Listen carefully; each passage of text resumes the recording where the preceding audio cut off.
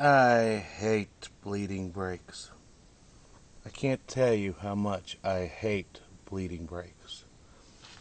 I grew up in the country, and whenever it came to bleeding brakes, it was the usual. Pump it 3 times or 10 times or 20 times until you get feel.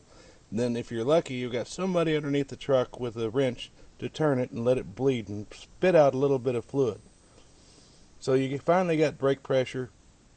Next day, you go out there, you put your foot on the brake pedal, and it goes to the floor. I hate bleeding brakes.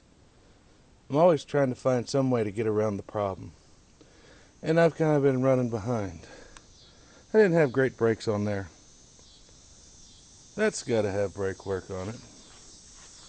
That truck up there on the hill, it had brake problems for about 15 years. I finally got lucky and whooped it.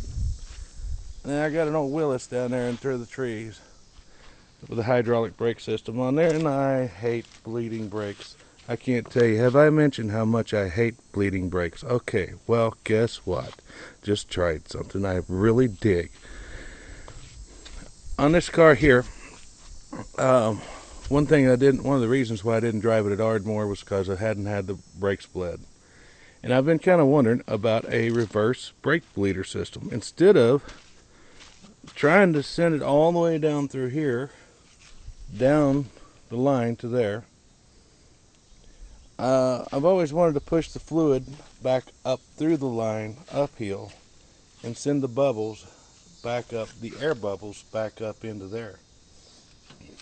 I know that sounds crazy, but if you'll watch a straw or fuel lines, clear fuel lines will show you that the fluid will travel right past the air fluid, the air bubble, and go straight to the target.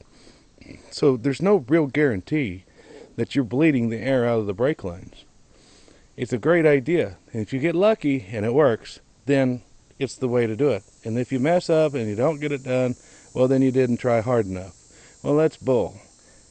I feel like there should be one way to do it every time. Okay, so let me show you what I've done.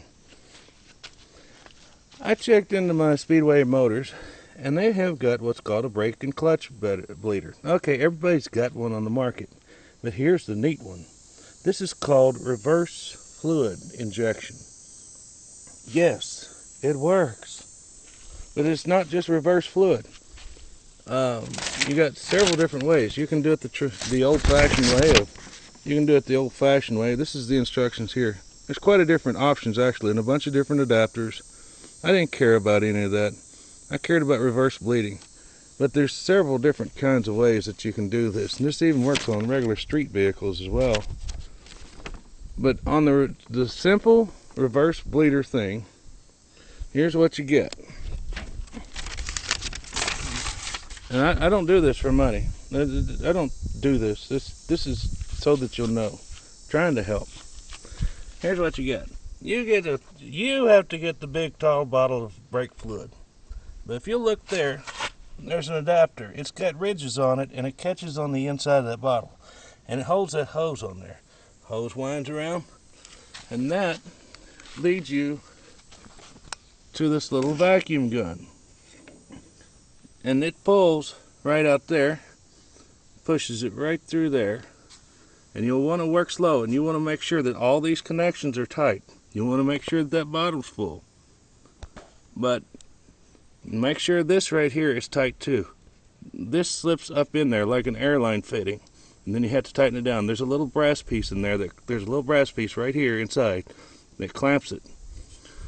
Anyway, you hook that up to your little brake bleeder. Now, of course, you're going to have to back your brake bleeder off about a half a turn or a turn, but you plug it in there. Anyway, I pushed it in there, pumped the fluid in there, really not knowing exactly what to expect. I had the lid off of the master cylinder, and slowly I watched the brake fluid level come back up. And as the fluid is filling up, just like inside of a canister or whatever, you know the air bubbles go up with it. I heard a little burble, a little gurgle. I pumped it a few more times just to make sure, down there on the reverse bleeder.